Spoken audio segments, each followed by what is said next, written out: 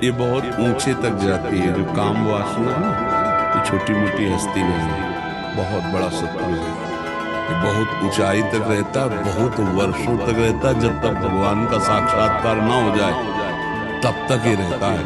मतलब बहुत अच्छी साधना 20-50 वर्ष होने पर भी ये नष्ट नहीं होता, सूक्ष्म रहता है तरंग की तरह। पर भगवान का दर्शन होते ही ये खत्म हो जाता है। जब तक दर्शन नहीं होता तब तक विश्वास न करे, चाहे 20 वर्ष का ब्रह्मचारी हो, 50 वर्ष से संयम से चलाओ, ये भ्रष्ट कर देगा। ये काम बहुत बड़ा शत्रु है और ये भगवत बल से संपन्न है, साधारण नहीं है। भगवान श्री कृष्ण के पुत्र के रूप में जन्मा है। प्रद्युम्न जी कामावतार है ना, तो हाँ कोई भगवत स्वरूप है। ये काम तब तक रहता है, बस सावधान रहना इससे। ये कोई छोटी मोटी हस्ती नहीं कि साल 2 साल भक्ति करो ये भाग जाएगा, ले पास ही रहेगा आपके। और जब तक भगवत साक्षात्कार नहीं होगा तब तक ये बना रहेगा। इसलिए डरना नहीं, ये आपको भ्रष्ट नहीं करेगा, ये आपको सहयोग करेगा। ये डरा डरा के आपको भगवान के शरण में पहुंचाएगा। जैसे छोटा बच्चा घर के बाहर खेल रहा हो और कोई भय आ जाए तो माँ की तरफ दौड़ता है ना, ऐसे भक्त का एक आश्रय तो भगवान रहते हैं। जब कामादि विकार सताएं तो भगवान को पुकारो, हे प्रभु हमारी रक्षा करो।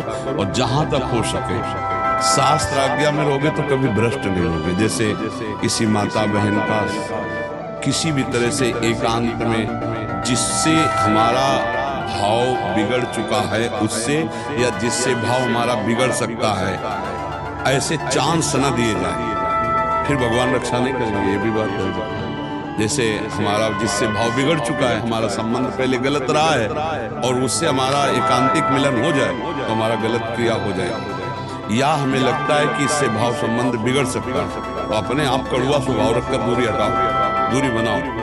संगम त्यजेत मिथुन व्रतिनाम मुमुक्षु सर्वात्मना न विश्येत बहिरेंद्रियाणि। माया भेजेगी आपके पास। जब कोई भगवत प्राप्ति का लक्ष्य करेगा, चाहे स्त्री हो या पुरुष, माया इन्हीं दोषों के द्वारा उसे भ्रष्ट करने के लिए उसकी व्यवस्था पुष्ट करती है। लाखों में कोई एक ऐसा जो ये बात कि मुझे परमानंद प्रभु चाहिए, ना कि अब बहुत भोग लिया और बहुत देखा, ऐ मन अब नहीं गलत करेंगे, ऐसे जीता जाता है। तो धीरे धीरे धीरे धीरे संयोग न बनने पाए, क्रिया न बनने पाए।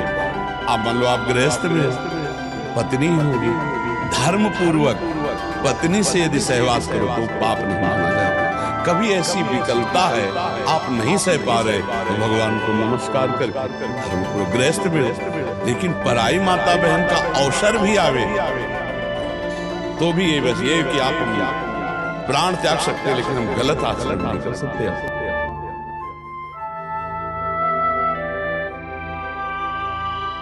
तो उस समय भगवान की यही बात अगर दिमाग में रखोगे कि मेरी परीक्षा हो रही तो आप पास हो जाओगे, फेल नहीं होगे। अगर आपने ये सोचा कि यार बढ़िया जुगाड़ बन गया है, खान पान व्यवस्था जो भी भोग सामग्री, भगवान तो मिल ही जाएंगे, चलो इसे भोग लेते, बस गया, फिर मिट्टिया मिट हो जाए। फिर बाद में जानते हो क्या ग्लानि कराएगा यही मन, यार अब तो भ्रष्ट ही होगा, तो भगवान तो मिलना है, नहीं तो यार जितना मौज लो मस्ती लो, ऐसे मन सिखाता है।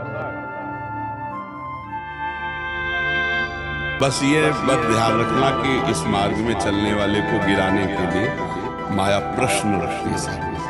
छमाही सालाना स्कूल में भी प्रश्न होते हैं, तो कभी भी हो सकता है अपना। वो ये धर्म पूर्वक चलना, अब गलत मत चलना, अब लो नशानी अब ना। अब तक जो हुआ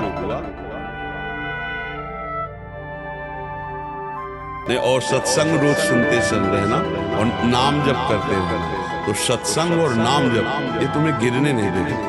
ये तुम्हारे सत्संग सुनो ना, तो जैसे रोज तलवार को पैनी करो, ऐसे ज्ञान की तलवार पैनी होती रोज। साधन को हरि भजन है कै सत्संग सहाय। अगर संत महापुरुषों के वचन सुनते रहें और नाम जप करते रहें तो हम फिर गिरेंगे नहीं, बस चलें वैसे जैसे संत जन कह रहे हैं। जहाँ लग रहा है कि यहाँ गिर सकते हैं वहाँ संयोग ही न बैठने बैठे, दूरी बना के रखे, पक्का समझो। कभी ऐसा संयोग बन रहा हो, भाग पड़ो कमजोर बन के, बलवान बन के वहां बैठना नहीं। बैठ गए तो गए, देर नहीं लगती है, बहुत बलवान है।